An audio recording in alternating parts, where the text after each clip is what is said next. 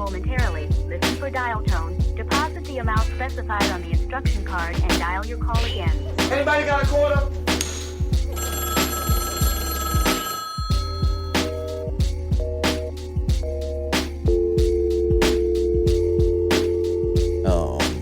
Are you ready to roll? I've been ready to roll since yesterday. Are we recording?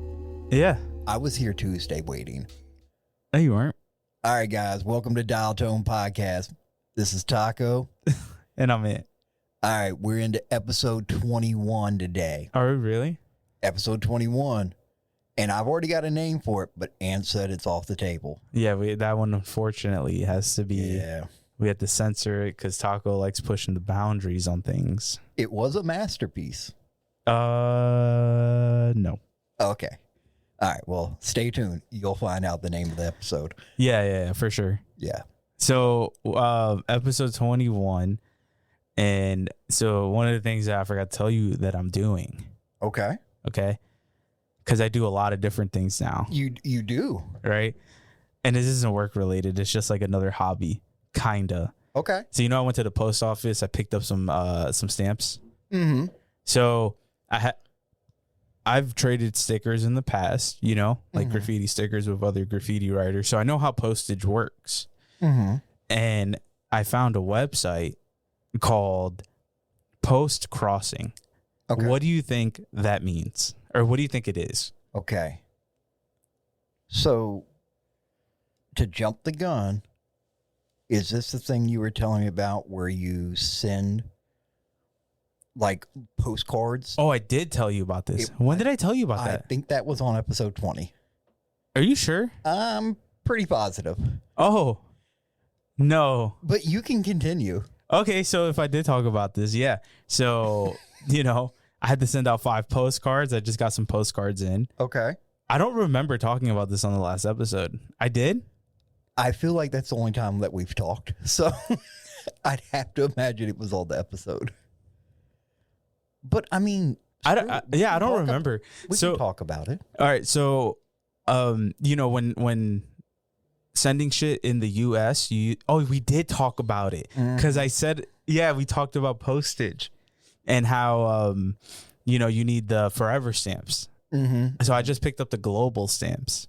Oh, and I've never had the global stamp before. Okay. It looks pretty cool. What's the price difference, I guess, on a global? So like a book of, I think it comes in a book of 15 or book of 20 stamps is like, I don't know, like $16 now or something like that. Okay. I bought 5 stamps, global stamps, and it was $8.70. Okay, but I mean, you're going over water though, so. Yeah. So, well, I think in the last episode, I talked about having to send one to Germany. Mm-hmm. But I started like 4 other, I guess, trades or something like that. So now I'm sending to China, Finland, Germany still, a guy in Los Angeles, Okay. and I think someone in Sweden. So you need the global one for Los Angeles. Well, I fucked up because I didn't think about that at the post office. I just asked for 5 global stamps, and I'm like, oh, shit. Well, I guess I'll just... Actually, I'm probably going to buy a book of regular stamps. Okay. And I just got in these, like, stack of vintage postcards. Like, these postcards are from, like, 1940, 50, 60s. Oh. So I'm going to be sending some heat. All right. But the goal is to make my own postcard where it has my photography on the front. That's the goal. That'd be cool. I don't know if I told you about that part.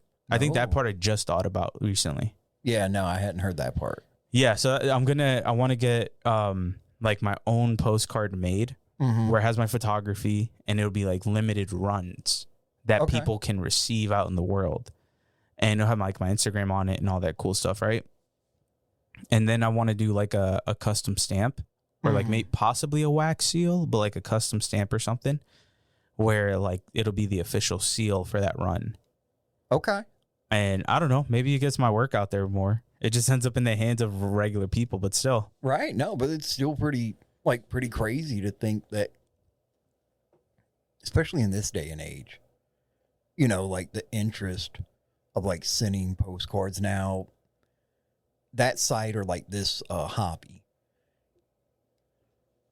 Because you said you ordered some like vintage postcards. Were they vintage to like this area or like New York? So was it just random? I was trying to look for those, but I felt like the ones that I did that were area specific that I found on Etsy were fairly expensive.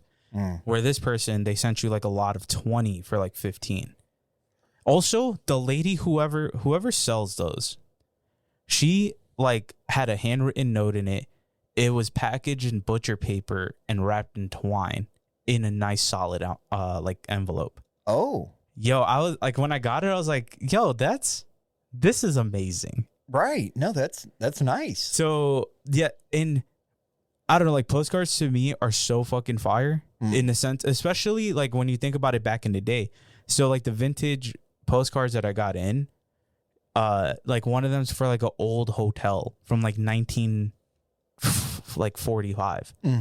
And on it, you can see like a really nice illustration of the hotel. Yeah. And like specials, chicken and waffles on it or something.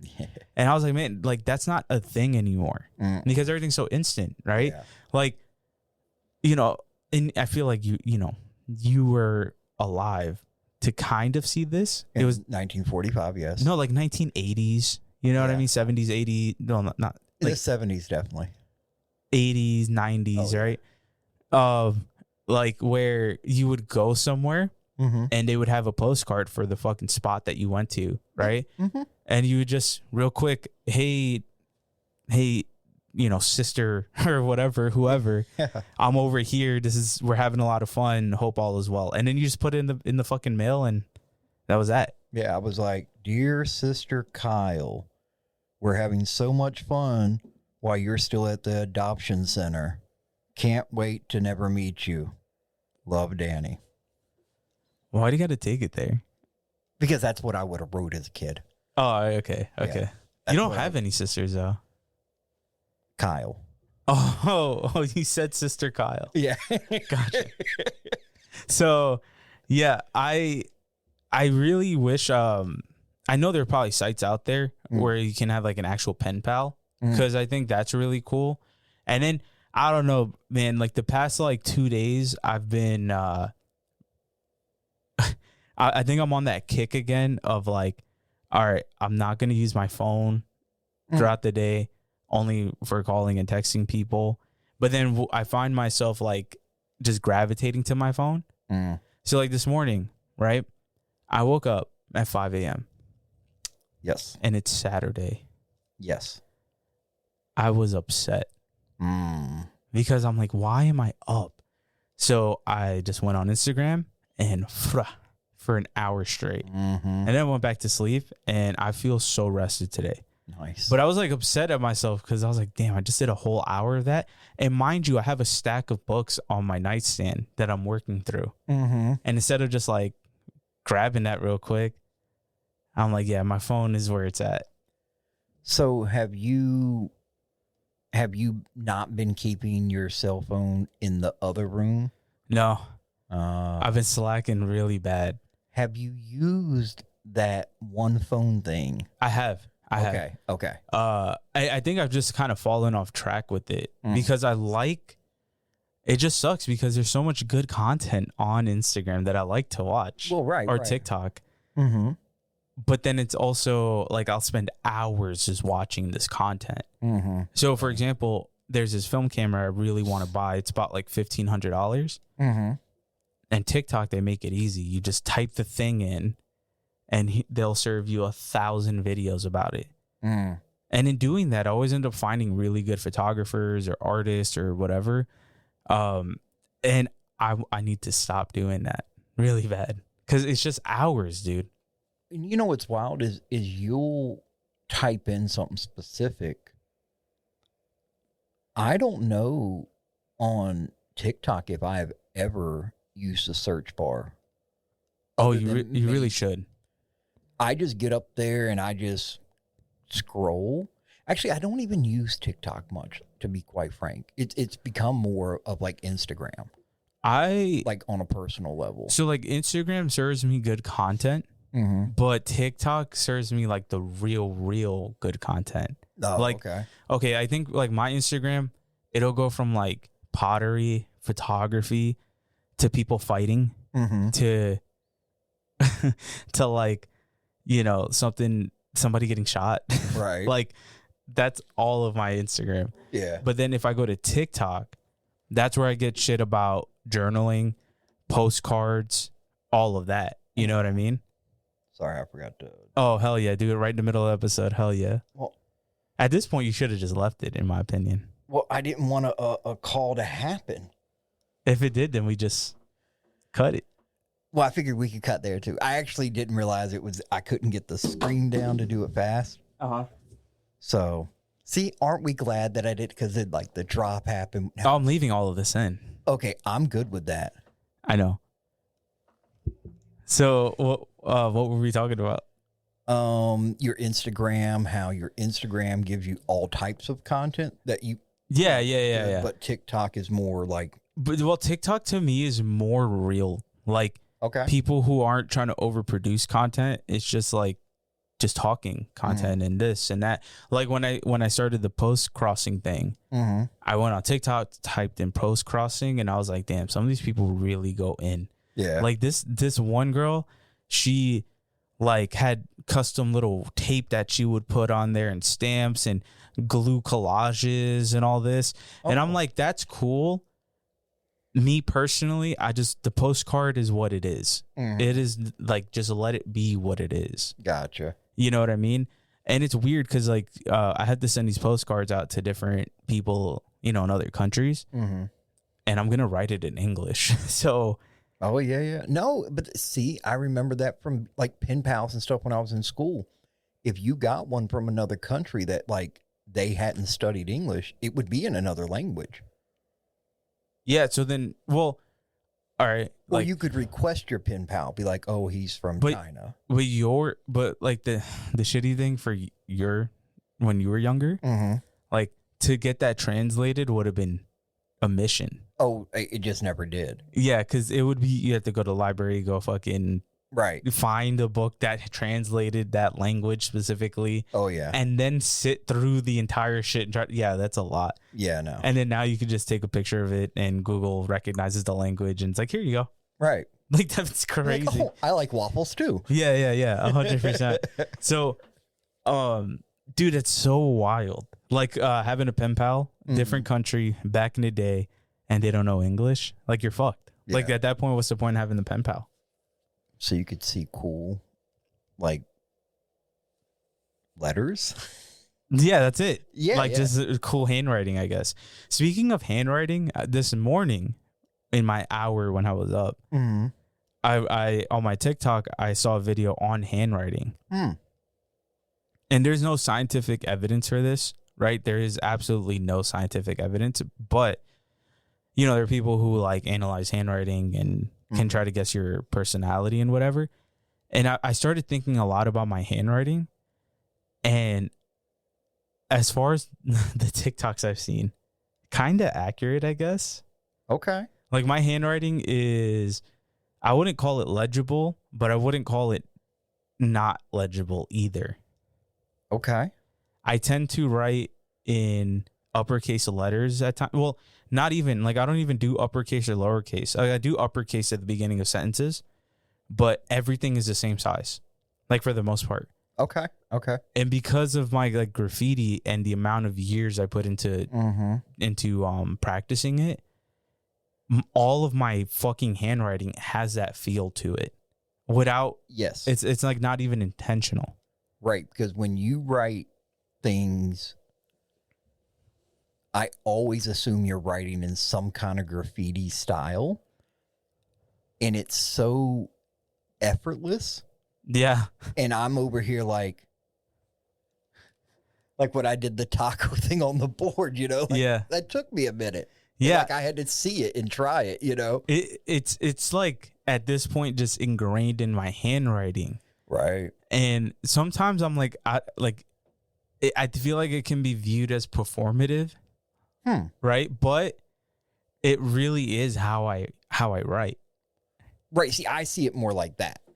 Yeah. Like it's not me trying to do it. It's just how it is. Yes. And it's so wild because I remember when I was younger, Specifically, I think it was in 3rd grade for science. I wrote something and my mom was very adamant on neat handwriting.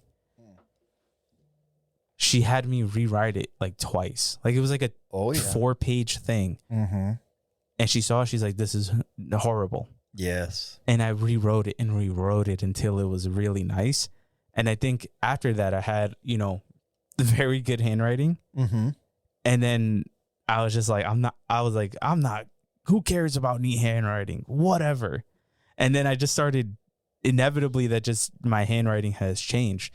Mm-hmm. But then I had the thought of like, I really want to learn how to truly write cursive.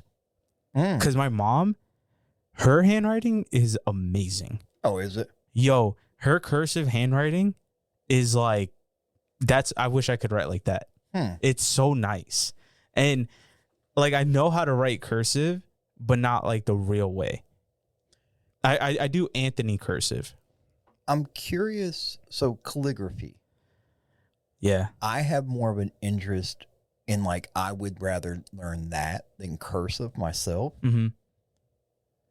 But I wonder if that's like a recency bias or like like the opposite of a recency bias, where like cursive, we're pretty much there where it's an unused, written font or whatever, minus like people's signatures for the most part, But I wonder if we look up in like, say, 50 years, 100 years from now, if people will view cursive closer to like a calligraphy.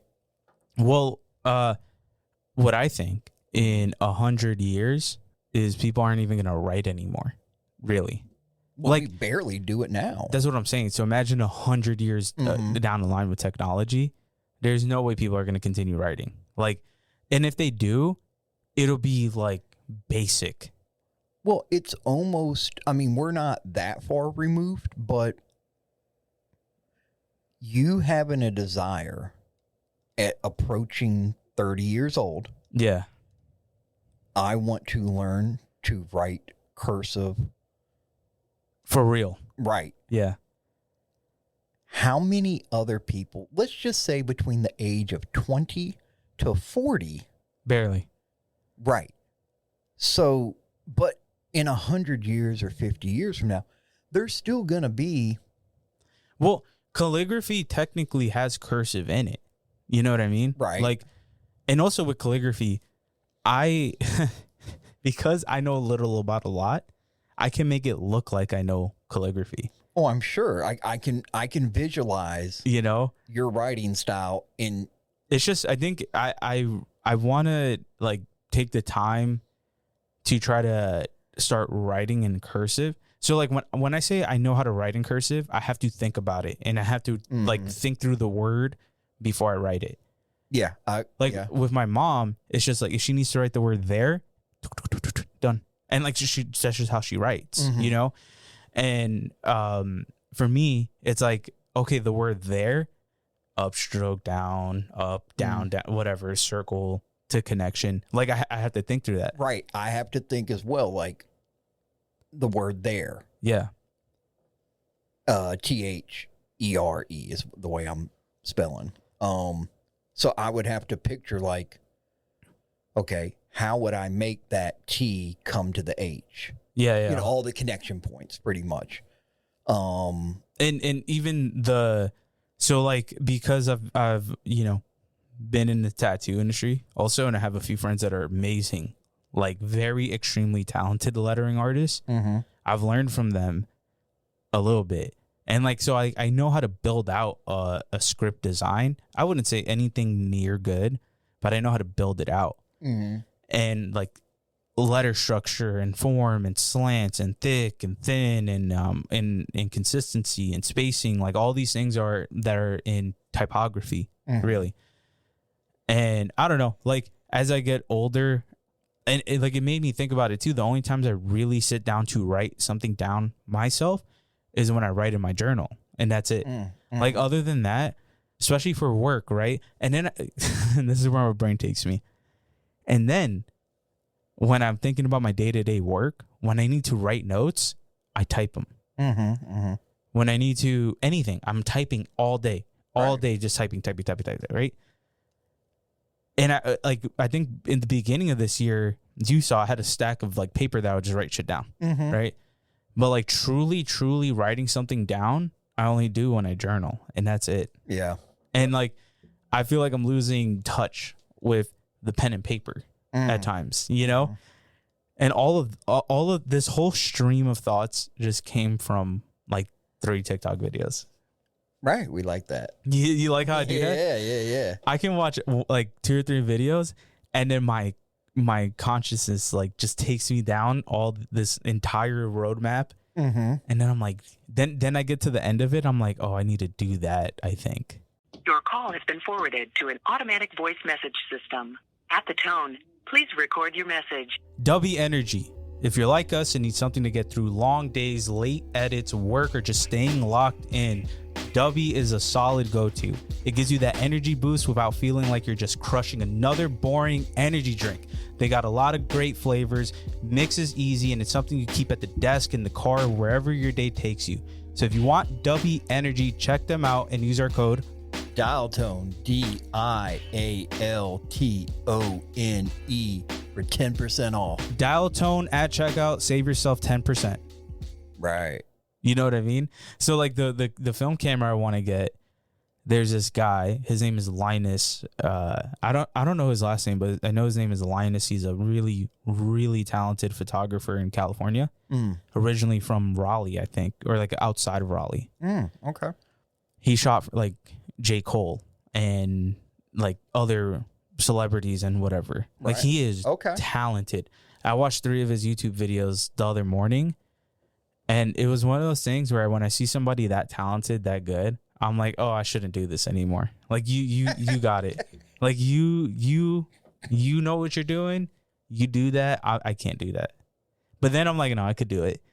Right. I just got to invest into the some more equipment.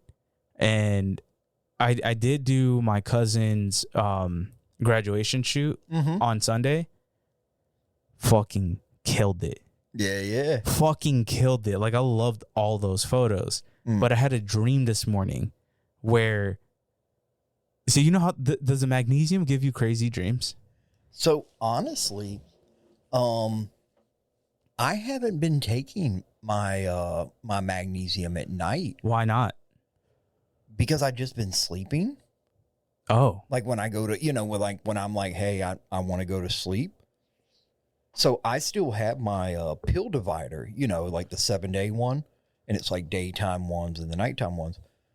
So when I go to refill it, I just haven't had to fill the nighttime ones because it's still sitting in there. I'm still taking the magnesium because it really, like, last night I got an amazing sleep. But I have, like, I already have wild dreams, and then they just get amplified. Yes. So, like, my dream last night was crazy. Okay. In a good way. But, like, okay, for example, there's this spot in town that's really cool that I've been to one time with my girl, where you make your own, you can either make your own candle or make your own perfume or cologne. Okay. It's called the Cozy Co. All right. I've been there one time, and I have them on Instagram. My cousin, literally yesterday, my cousin took pictures of the husband's, like, graduation in the military or something, or like a promotion or something. Now, I saw that earlier. In my dream, I was there at the promotion thing for some reason. Oh. And it was a party. Okay. And the party was in an apartment in New York. Oh, that makes sense. And then my cousin was there with my tia, and like some of my family members were there. And then my girl and her mom were in the dream too. Okay. And I'm across the whole apartment, but I can hear my cousin say, yeah, I just didn't. Yeah. She's like, I love the photos, but like, I felt like I was the same the whole time. Okay. And then my girl's mom in the dream goes, she's talking about her hair. Don't worry. But then when I woke up, I was like, that was crazy. And I realized that my subconscious thought, as I was editing the photos, was I should have had her in more different poses. Oh, okay. So I'm still confident she loved them. But in my head, I know I should have did more poses than what I did. Does that make sense? Gotcha. And bro, it's so funny. It's so funny how my dreams work, because like I also had another dream before that, but I don't necessarily remember that one that well. That was my second dream. Okay.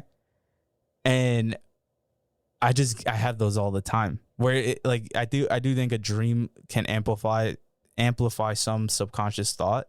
And it's so funny that I remembered in my dream that happened, and immediately when I woke up, I was like, oh, that's because you thought of that while you were editing.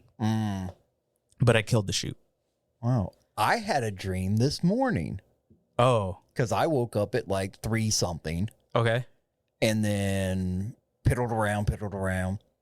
And then at some point this morning, I started dozing back off. At some point between my dozes, I had a dream that I was standing somewhere. It was just like blankness or something, but it was like I don't recognize the place that I was standing, not blankness. And then there was this guy that like I was looking at his back, like he was wearing clothes or whatever. I was looking at his back, and he was a couple of feet in front of me. And then he turned around, and he was like in a serious demeanor. Yeah. And I knew something was about to happen, but I couldn't put my finger on it. So I just stood there waiting for him to like say something to me. And instantly, he throws a knife at me. Kind of like a steak knife. Yeah. And it catches me right in between my knuckles of my pointer and my middle finger. You're Bruce Lee. And I was like, well, no, like it stabbed you. Into me. That's terrible. Right, okay. right. And I was like, oh. And I was like, son of a bitch. And next thing I know, he's like just slinging fucking steak knives at me. And they're like into my stomach, into my chest. And while this is happening, I'm like, I should have fucking like beat his ass. But I just stood there waiting for him to say something to me. That's interesting. And when I woke up, there was a weird pain that I had there between the 2 knuckles. None of the body wounds. You know what I think? You probably were sleeping weird on the hand. You got that pain sensation, and because you're asleep, you can't do anything about it. Oh. So that's why in your dream, you're like, hello. I'm getting stabbed by I'm getting knives. fucking, yeah. So dude, I've had dreams. But that was my dream today. Well, I remember specifically in New York, I used to have paintings like right above where my head was, where I slept, right above my bed. Bro, one day, one fell, the corner hit me in the head. Oh, shit. And in my dream, I had gotten shot in my head. Oh, okay. And I woke up and I was like, ow. And it was that. And I was like, oh, fuck. Why is this Picasso on me right now? And I've also had dreams where I've like died and I lived through the death. Like I saw my soul going places. Oh, okay. And felt that. And I don't know. Anytime that happens to me, I'm always just like, they always say you can't necessarily die in your dream. Mm-hmm. But I have. So what the fuck? Right. Well, I mean, I've also lived through deaths of people in my dream where like they died and I grieved in my dream. Huh. Those are terrible dreams. I fucking hate those because then when I wake up, I'm like very sad. Right. You know what I mean? Understandable. So, and also I want to go back to the photo shoot. Yes. All right. We had all that rain last week, right? Mm-hmm. For days. And that Sunday when my cousin booked the photo shoot with me, beautiful, absolutely stunning weather, right? Mm-hmm. She graduated from ECU. So we go to the ECU campus. So we get there, I think around like noon, right? So we're shooting. No, we get there and I set up my flash with my new stand and all that. Within 10 seconds of it being set up, fell. Oh, yeah. Hard on the concrete. Hard, dude. Like stupid hard. Is it because you? No, like I had put the sandbags on there, mm-hmm. but I should have filled up all 3 sandbags. I only filled up 2. Oh, okay. And it was like higher up a little bit on this step. Mm-hmm. The wind came, and because it was the 2 sandbags were on the back 2 legs, it flew that way. Gotcha. It broke the umbrella that I had just bought. Mm-hmm. I had just bought the shit, and it broke it. Yeah. And then my flash was fine. Okay. Right? So we're shooting. So we go to one spot, we go to the next spot. Mm-hmm. Then I see another photographer there. I'm like, okay. Then I see 10 more photographers. And then I realized all of these people, all of these grads had booked their photographer for this day because it was the only nice day in the past week and everyone's graduating today. Oh, yeah. Bro, and I don't want to toot my own horn, and it feels like ego right now. Do it. But I would do a spot, and then 3 other photographers would come up and see that I was doing the spot, and then would wait in line to do the spot. Okay. So what I kept doing was I was like, all right, I think people are going to, like, I don't want to have my cousin have the same photos that most people are going to have.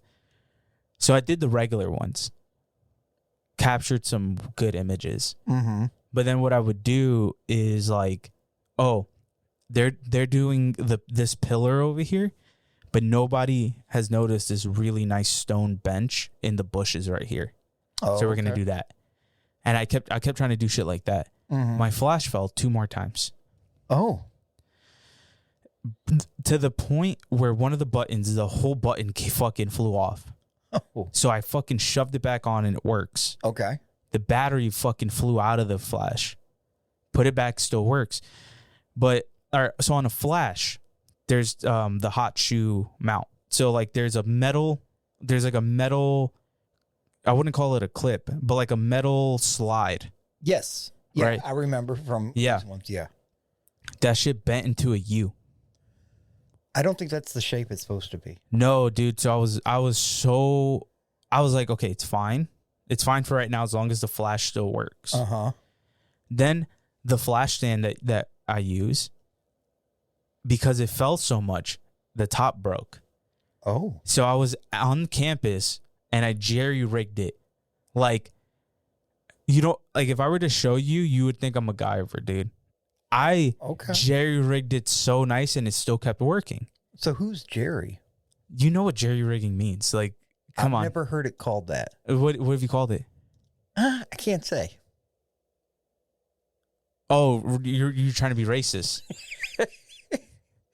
But we'll go with Jerry. So I jerry-rigged it. Uh-huh. Okay? Not racist, because I'm not racist. A Gary rig? That's what I called it. No, you were not going to go there, dude. So, did that, okay? And got through the shoot. But then by the time we got to we were shooting for like 2 hours.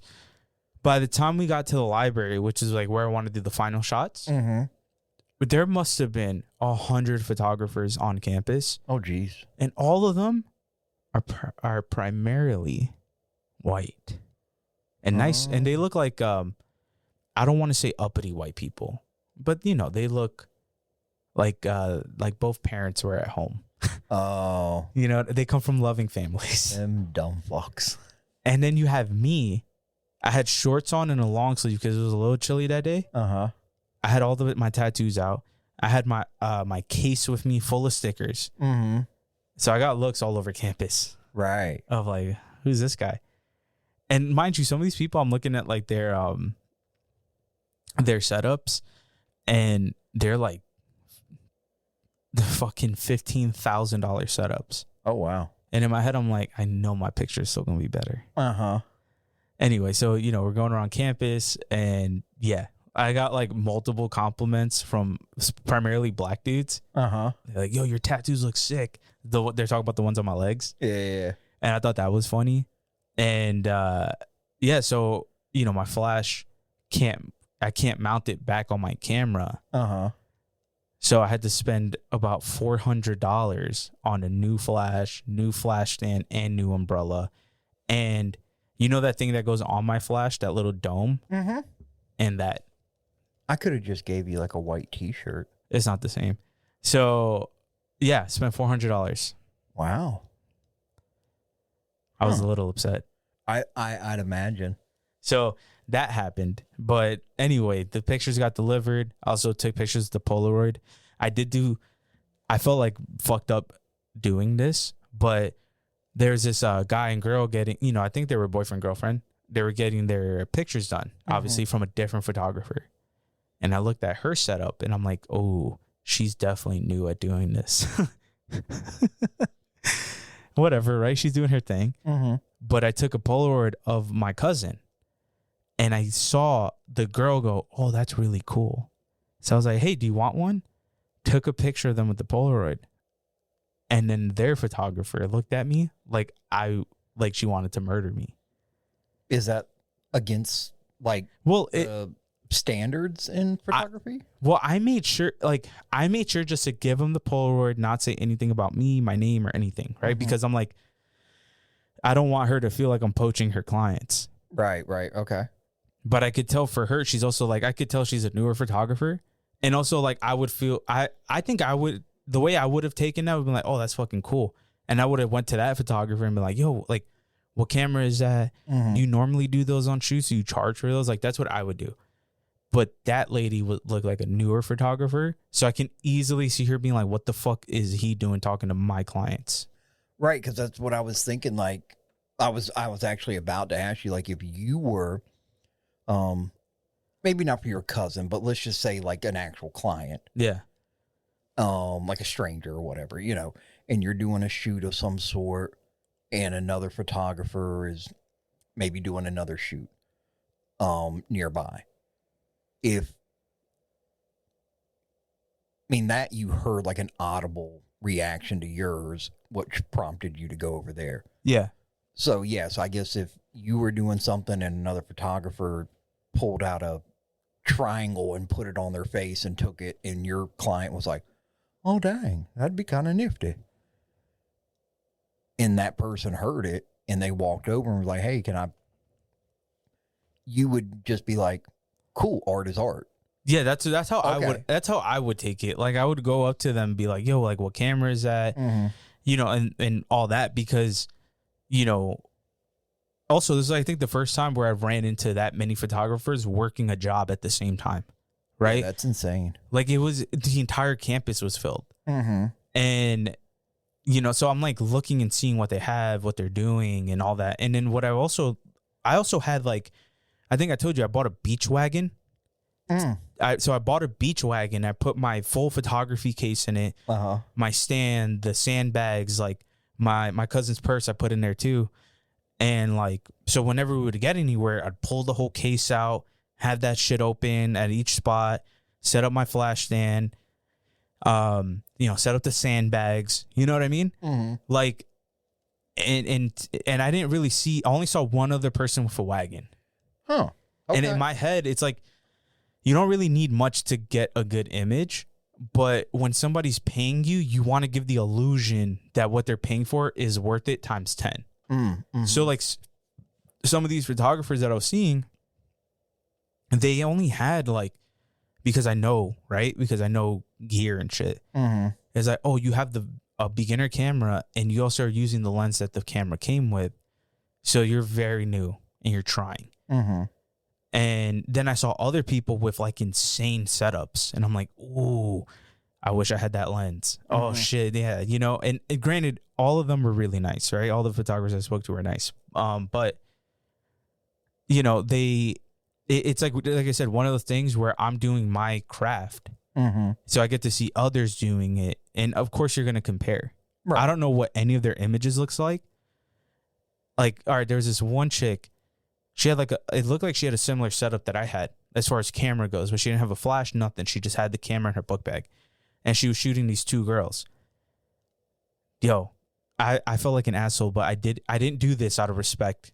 And she knows, like, she posed them in the middle of the street, like on campus. And I looked at my cousin, I was like, damn, that's such a good fucking shot. Like, it was like the way she had him posed and where she had him, like in the middle of the street. I was like, why didn't I think of that? And I told my cousin, I was like, I kind of want to do it, but I don't want to copy her. Like, I don't really like copying people. You know what I'm saying? So did you go to another street? No, I ended up doing a completely different shot. Oh, okay. But yeah, so like, you know, when I'm looking at some of these photographers and their gear and what they're doing, like I'm also comparing what I normally do and how I normally act. Mm-hmm. And like, I don't really like changing how I am. Like, granted, I'm always professional, but you know, like I had all my gear with me, and I definitely felt like I was like more professional than some. But then I saw other people and how they were interacting with their clients and how they had the poses. Like, I suck at posing people. I really do. That's one of my insecurities when shooting people. I don't really know how to pose people. I'm just like, yeah, smile, good, like, and whatever they're doing.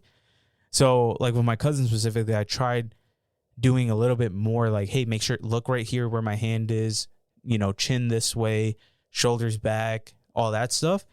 And I get really insecure posing people because when you're shooting people, some people are more photogenic than others. Right. I can agree. And the ones who are more photogenic, they're the easiest for me to shoot, is because they know their angles, they know how to look, they know how to smile. The ones that aren't photogenic, that's when I have a very hard time. Because I'm just like, and my cousin is very photogenic, thankfully. Like she just knew what the fuck she was doing. Is that the cousin that I've met that worked with us at the Circle K? No, Okay. not that cousin. I think that's the only one I've ever met. Yeah, no, Yeah. She lives somewhere else now. She doesn't even live in Jacksonville. Oh, okay. But yeah, no, it was, but it felt really good to shoot though. Mm-hmm. It felt good. Like it was, the images I captured for sure. Like I was just like, funny enough, back in the day, this same cousin that I did her graduation shots, when I very first started photography, like early on, I did her prom photos. Oh, okay. At the time, I was like, ooh, look at me, look at these. And I think it was like a few months back, I looked at them again and I was like, oh my God, this is so bad. And you were like, look at me. I was just like, why did I do that? Why did I color it like this? Oh, look how fucking stale and flat they look. And then now to do these photos and seeing my work now, I'm like, oh my God, I've made some progress. I'm still not where I want to be, but yo, God, I got some portfolio shots in that from that shoot. Okay. So anyway, I feel like I've been talking on and on. I could keep talking about this fucking whole photo shoot, but yeah, that was well a big thing for me. So what about so you called it insecurity, not being able to confidently pose people. You as an artist, I know, like in photography, taking pictures of people is your jam. Yeah. That's my shit. Do you have, like, would you rather just catch people in their natural movements? I like taking pictures of people doing what they do, if that makes sense, which is why like all the photography I do in the tattoo industry, I love doing, because one, they're inherently doing something cool. Right. And at this point, I've done it so much, I know how to make somebody look good doing what they do there. And I mean, I can apply the same technique if somebody was skateboarding or somebody, whatever. But I think I'm at the point where now it's like, all right, when I go to shoot anyone, a model or family or wedding or something, it's like, how do I make these people look good? And I can't just rely on the fact that of what they're doing is kind of cool. I got the answer. All right, what? Stop doing photography of ugly people. Okay, and that's not at all what You literally just said. Well, you can't make them look. I'm not calling them ugly. Okay. There's a difference between being photogenic and not photogenic. Okay, not photogenic means you get awkward in front of the camera. Right. That doesn't mean you're ugly. It just means that you're awkward in front of a camera. Oh, okay. I was just... Yeah, you mean a piece of shit. No, I thought that was the real solution. No, that's not. I was like, man, if he just stopped, like taking pictures of me... No, that's not... a picture of a model. No, but you're photogenic. You know how to just be... So? Yeah, you know how to just be in front of a camera. And the reason why you know how to be in front of a camera is because you're being yourself. Oh, okay. And typically, unphotogenic people think they have to not be themselves in front of the camera. Okay. Does that make sense? I think so. Because like I've shot a good amount of people at this point, and there are some people that feel like they need to look not like them or act not like them in front of the camera. And the thing is, when I capture that, I can feel it. And if I can feel it as a photographer, anybody seeing this can inherently feel it. Yeah. So that's why like it's weird. And as a photographer, you got to help someone get like, that's kind of my approach when shooting people is like, I got to make them feel comfortable. I got to make them feel like they want to get their picture taken, that we're having fun. You know, I don't like putting pressure on anybody I'm shooting, because then it's not fun. And when it's not fun, you get the unphotogenic people. Right. You know, like. Okay, because you're making them uncomfortable. Yeah. And uncomfortableness shines through, like the feeling. Yeah. Okay. And with like models specific, like anybody who is, I wouldn't even say professional model, but has done like any sort of modeling work, they just know how to be in front of a camera. They don't need to think. They just naturally are like that.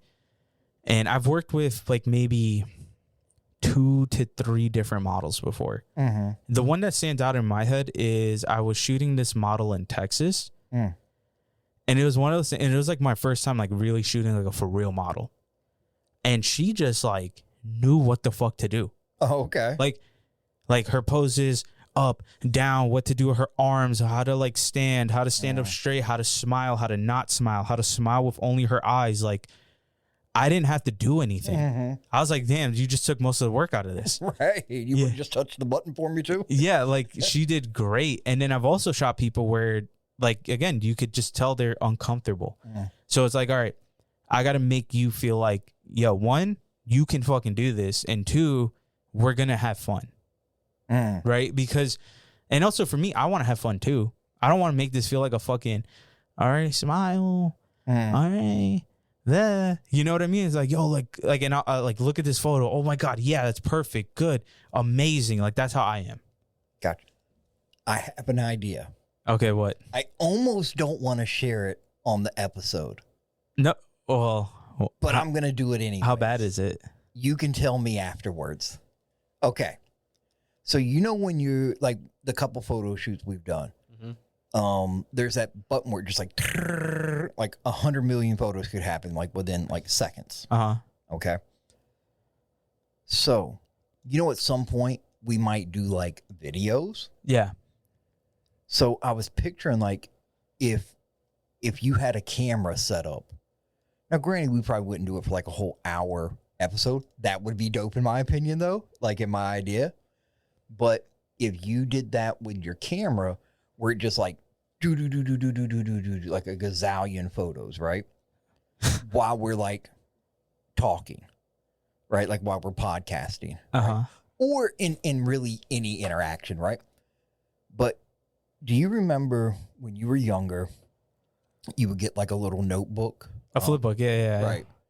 And in the bottom, you always saw the people that draw like the spiders, you know, and it would like, but then you would flip it. And it would make it a movie. Yeah. Right.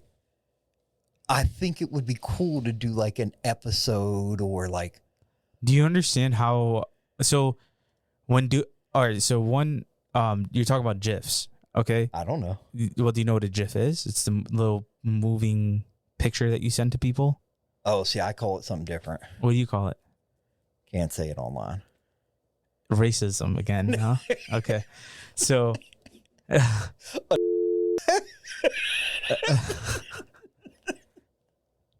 Your call has been forwarded to an automatic voice message system. At the tone, please record your message. This episode has been brought to you by Distill Union. We actually did secure a sponsorship. Yeah. Shout out Taco. Distilled Union, they make smart, minimalistic gear that actually makes your everyday carry easier. And I purchased one of their key loops. It's on my keys right now. No more jingle jangle of the keys. We got it all secured. Easy to share my key with people. Check them out. When you're ready to upgrade your wallet or phone setup, go to Distill Union and use promo code Dial Tone. That's DIALTONE. Dial Tone at checkout, and you'll get 20% off your entire order. Check them out. Links will be in the description. Save that money. Racism. I'm gonna have to bleep that. Why? Because that was crazy. That's a real derogatory term that you just said. That's after Nikolai. No, Tesla. just stop. So what you're talking about is a GIF. Okay, yes. And I've made those before, but dude, one, the amount of storage you would need to do that for like an hour, let's say. Okay. You would need a fuck ton of SD cards, like at max gigs. Okay. What about that's one. And two, a 30-second or a minute thing. That's still way too long. Like the gist that I've made, like I'll have I think I did this at a wedding where it was the bride and her bridal party. And I was like, all right, guys, so I just need some energy. Let's get some cheering going. And I would go, like maybe do 15 images straight. And then I'd make it into a GIF that only lasted like, 10 seconds, for example. But it's so disorienting. Like it's not the same as just a fluid video. Because a video, you can shoot at like 24 frames per second, 30, 60, 120 frames per second, right? And a camera, like you can take a lot of images, but they're not back to back to back to back to back. There's still like a pause in between. Oh, so it would be skippy. Yeah. And also, if I'm shooting someone, like I'm not going to do that. You know what I mean? Well, I was just picturing like seeing a video of like us, whether it be recording or just interacting with each other, but when you're watching it, it's like you see someone's like thumb like flip the pages. Yeah.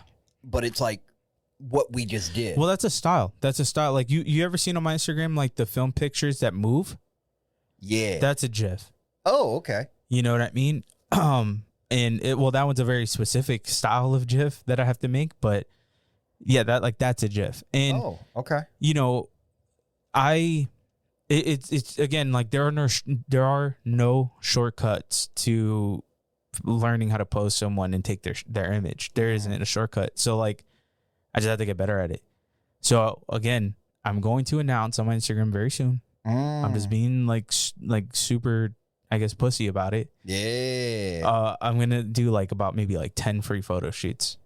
Oh yes, Yeah. you did announce that, dude. After doing the convention and then my cousins this past like last weekend, I was like, man, I need to do this on the weekend. Like this is so much fun. Like I had so much fun, dude. And like I want to get into like branding shots and shit just to keep doing it. And I don't even care about getting paid. Like I was talking to my cousin about this. I'm at a point now in my career, and not photography career, but like I would say my business career. Where I make a comfortable amount of money.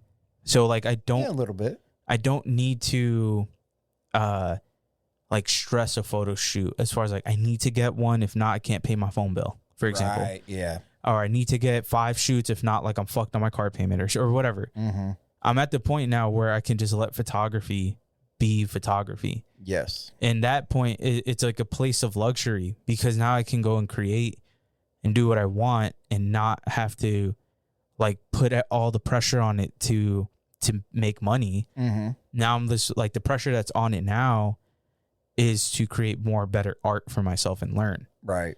And because I'm in that point in my life right now, dude, it's amazing.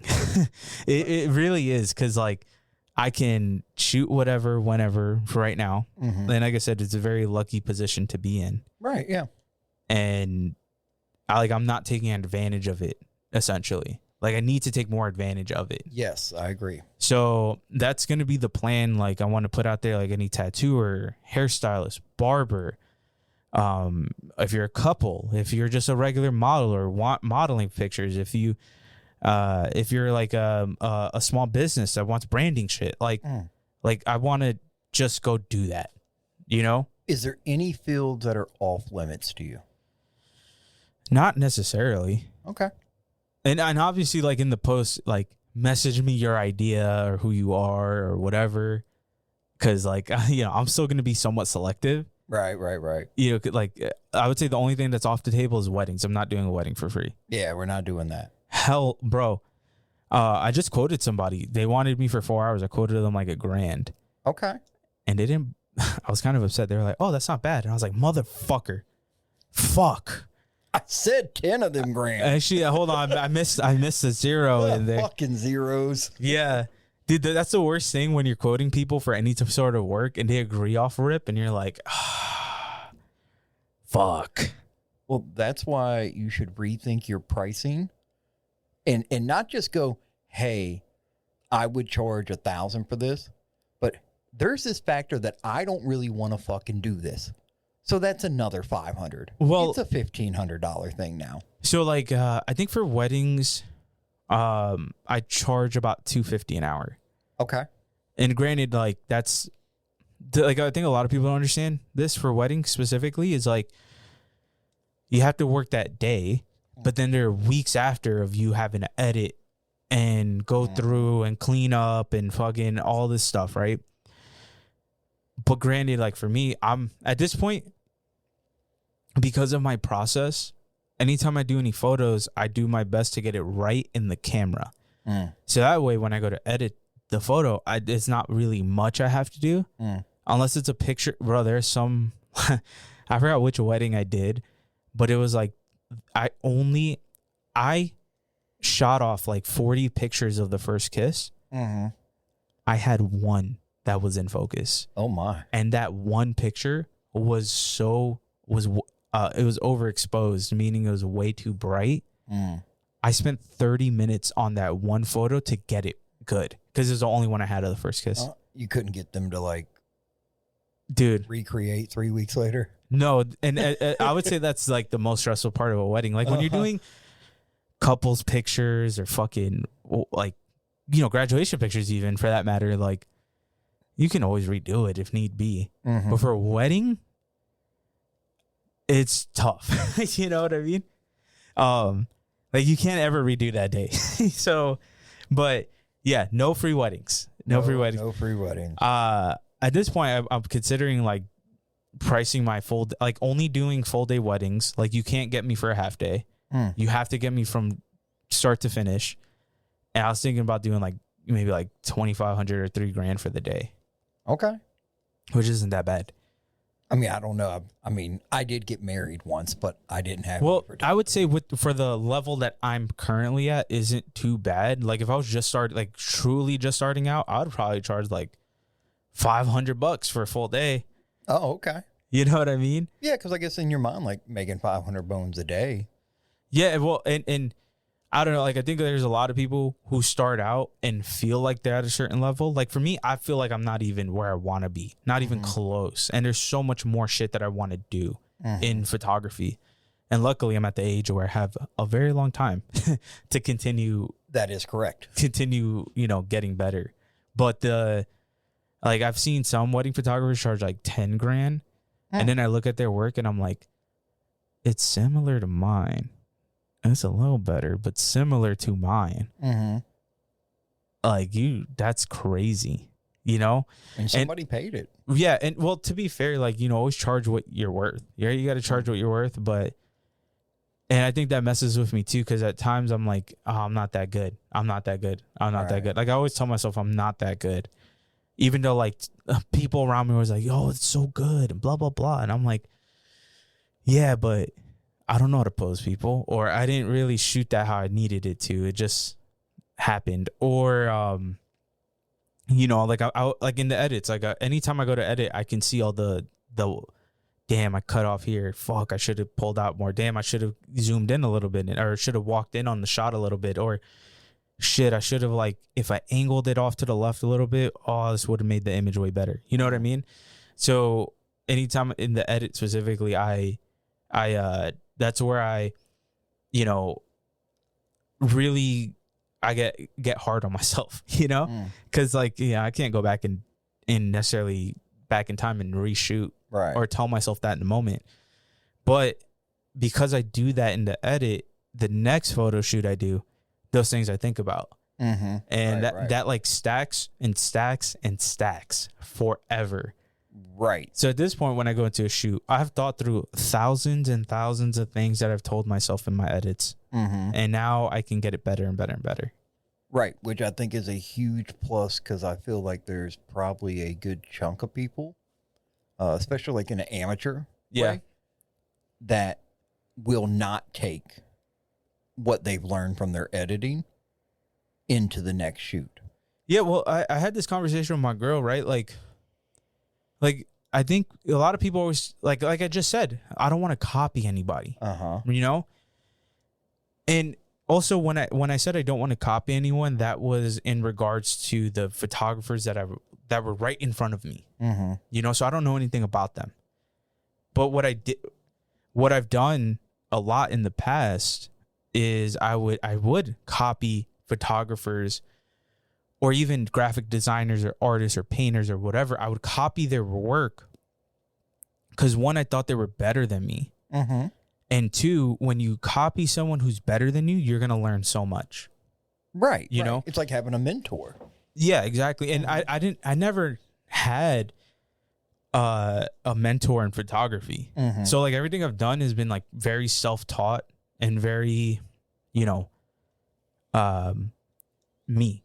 You know what I'm saying? So now I'm at the point where it's like a lot of what I do is self-taught. So like I watch thousands of hours of YouTube of photographers that I look up to all the time.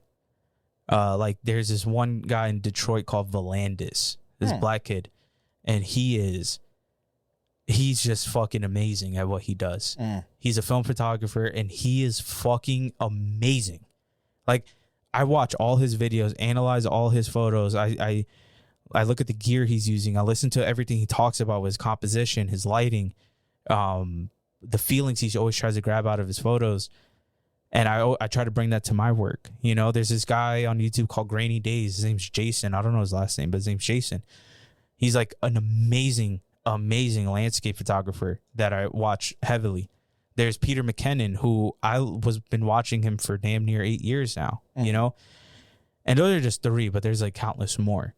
And all these people, like I've studied their work and I've studied what they've done. I have photography books in my house that I've studied. Yeah. You know, and cause like I'm always going to be the artist that tries to learn more, do more, and soak everything up because I always want to become better. Right. Because the moment I stop trying to become better, that's when I think I'm going to fail as an artist. Well, right. I think even as an individual. Yeah, of course. Like that. Right, and that's how I've tried to like live my life. And all of that has come from like, I guess, like art theory, or I guess the theory behind being an artist, you know, like you have artists that will be stagnant and then also feel like they're amazing. Right. You know, and granted, like you got to give yourself your flowers too, right? Like I feel very good about where I am and where I've come, but I also know I want to get way better. Yeah. Like I want there to be somebody out there that sees my work and goes, how did he do that? I don't want to do this anymore. But to get there, I have to fucking shoot probably 1 million more photos. Right. And I don't know. There's just a lot of shit. I want to invest in a few more lenses and a few more cameras. Right. It's never ending. Yeah, never. We need write-offs. Yeah. You know what I mean? But yeah, I don't know. It's just crazy. I'm really glad that I was able to do that shoot for my cousin. It gave me like a spark again, or made me feel something again. You know what I mean? That's good. So we got to keep doing that. So it touched my soul, your photography penis. My soul. Oh, okay. Are you sure? You always got to take it there. Why not?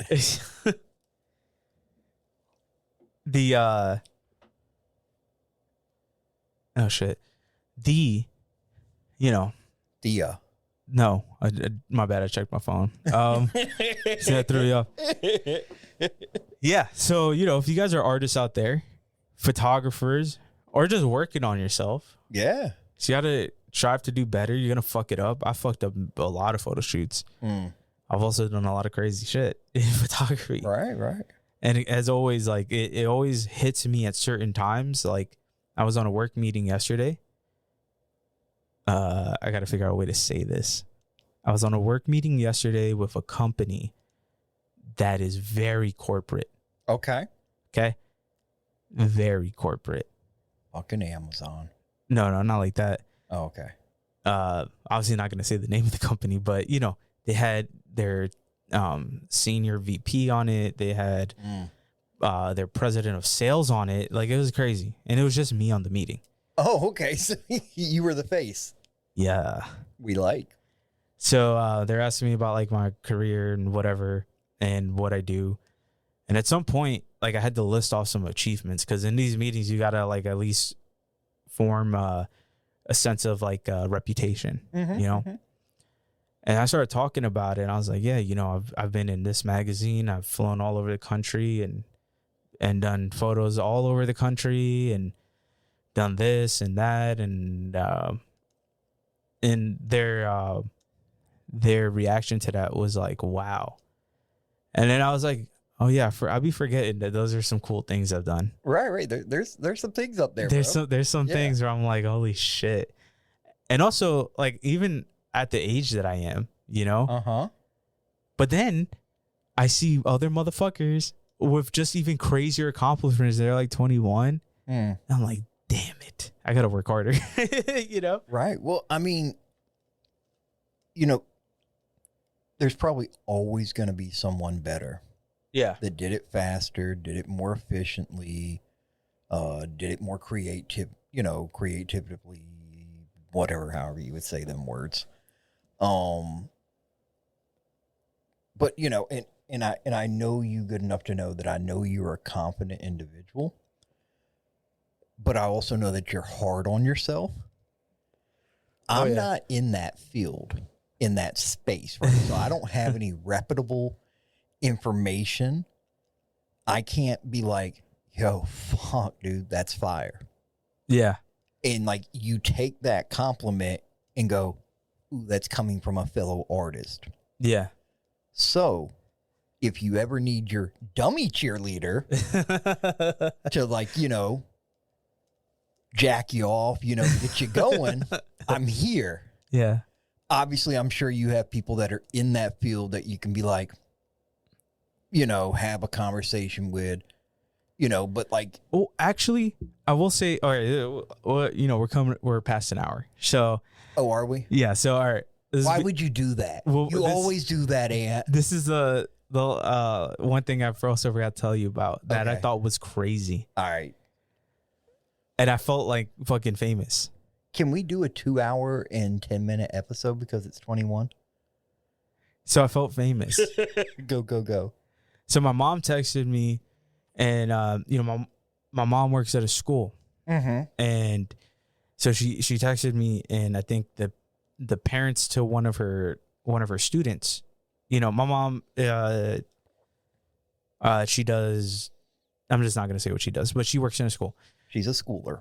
She's a schooler. Yeah. So the parents to one of her the kids, I think they were saying, "Oh, you look, you know, super young," because my mom does look very young. And she's like, "Oh, you know, whatever. I think like I get that all the time, whatever." And I do have an adult son, you know, and I remember meeting him. Me. No.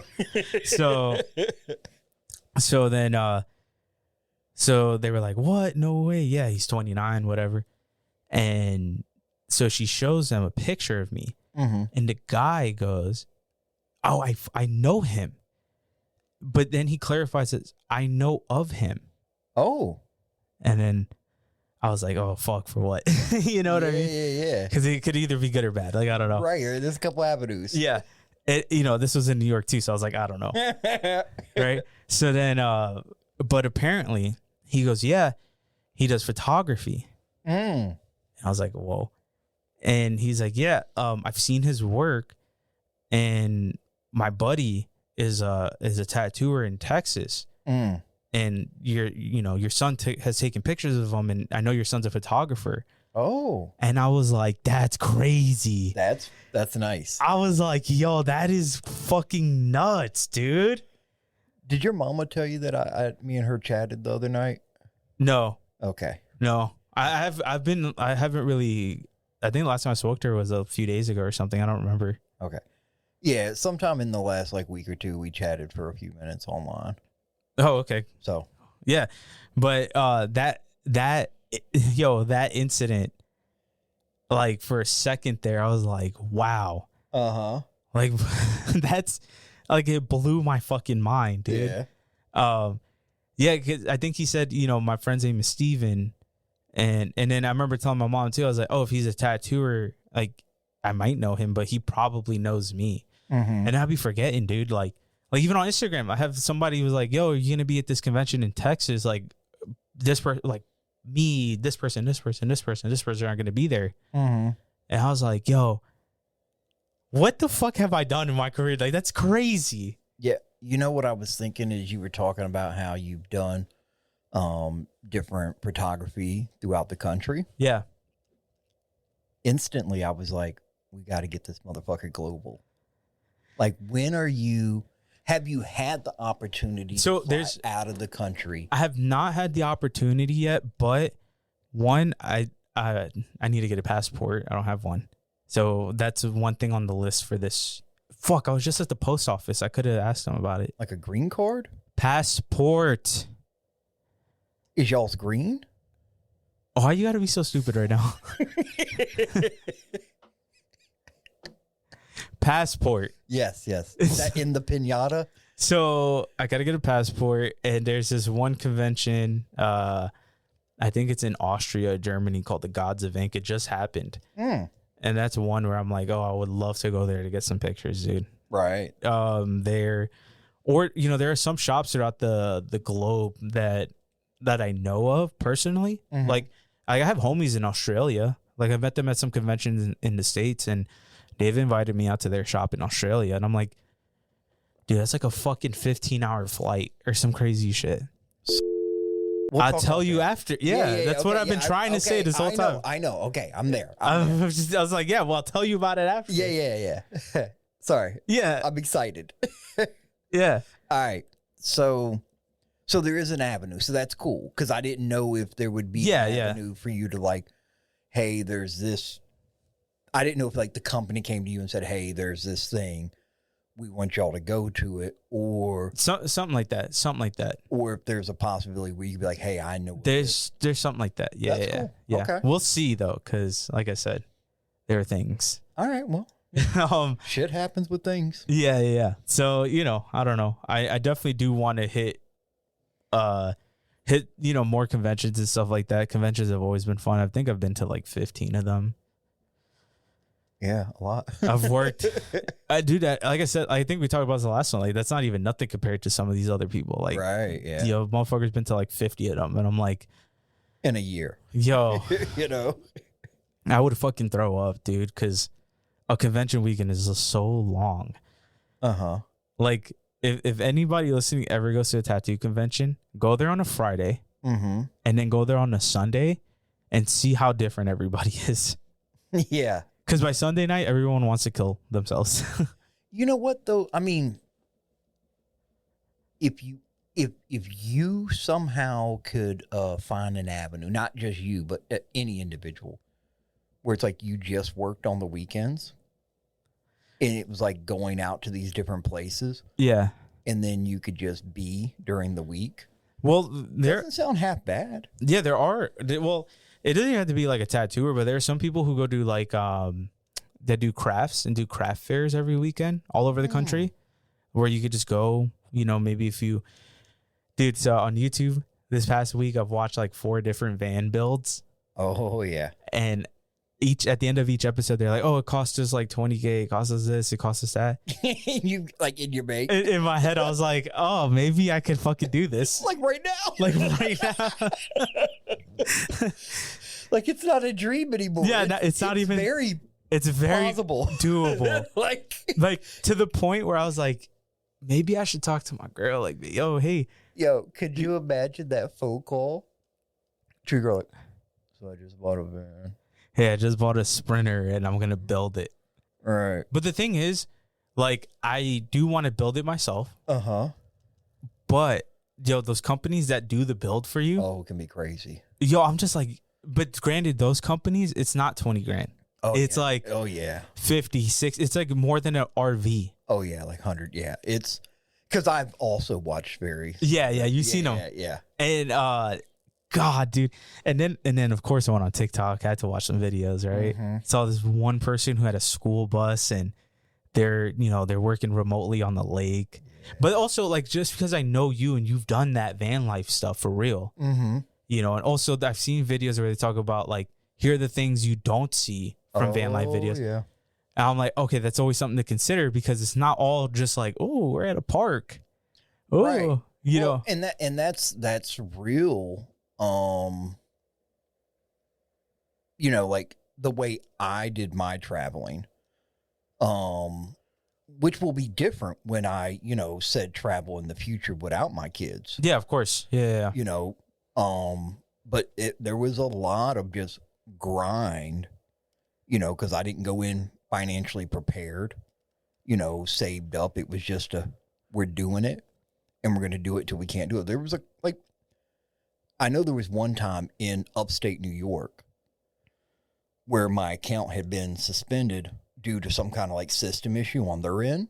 Yeah, I remember. And there was I want to say like a 5 to 7 day period where it was still suspended and I couldn't work. I mean, I could have done like DoorDash and shit or whatever, but it was like, I knew that if I couldn't get that resolved, I was going to have to end said road trip and come back. Yeah, I remember. Yeah. But it's wild the way you did it was, well, granted, like with what you do for work and how you get your money, but like, there's one couple, both of them work from home, and working from home is fucking nuts. Like, the more I think about it, like, granted, we have this office, so I work from here, right? And I could work from home like most of the company does, right? But working from home is insane. Like, I was talking to one of the homies that at my company, and he's going to Jamaica for like 2 weeks. And he's like, yeah, like technically I'll be off, but like I can still do work. And I'm like, right, yeah, that's fucking crazy, dude. Like, you can be. There was another guy who I'm not gonna say where he went, but he went across the water. Oh yeah.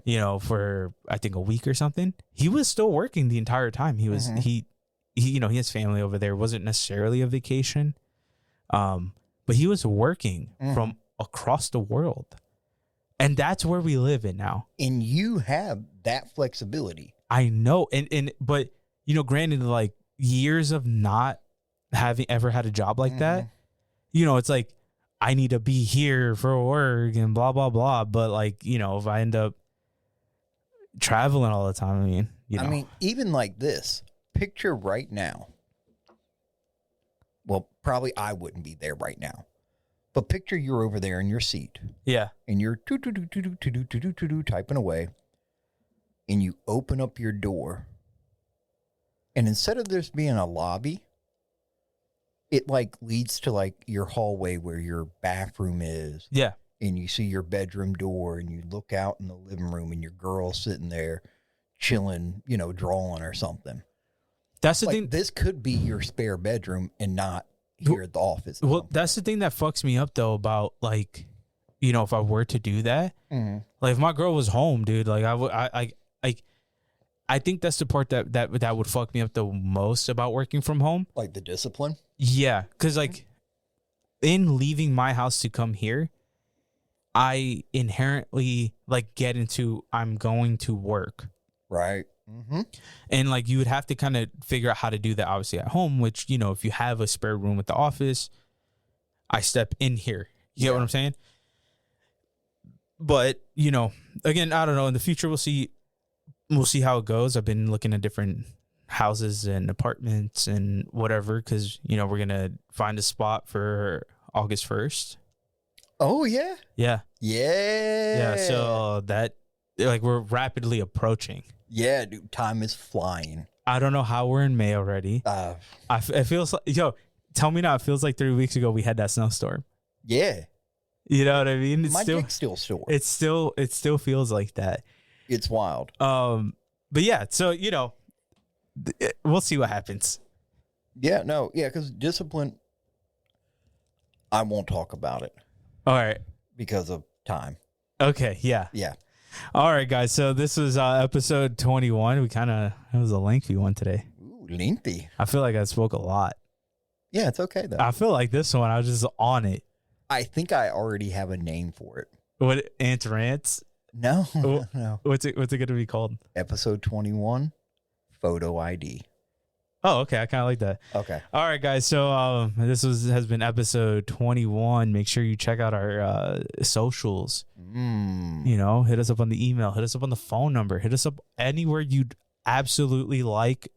Anywhere. Except in an alleyway. Yeah. You just farted. That wasn't me. You definitely just farted. No, trust me. You would know because they've been bad lately. All right, so Taco's been having some bad farts. Even my burps. I don't know what's. We'll talk about that on the next episode. Oh yes. Yeah, hit us up on our on all that. Check out the sponsors. You know, use all the codes, style tone all over the place. You know what I'm saying? All over your face. Yeah, that's that too. All right, Taco, send us off. All right. Toodles. All right, later, guys. The call you have made requires an initial deposit. Please hang up momentarily, listen for dial tone, deposit the amount specified on the instruction card, and dial your call again.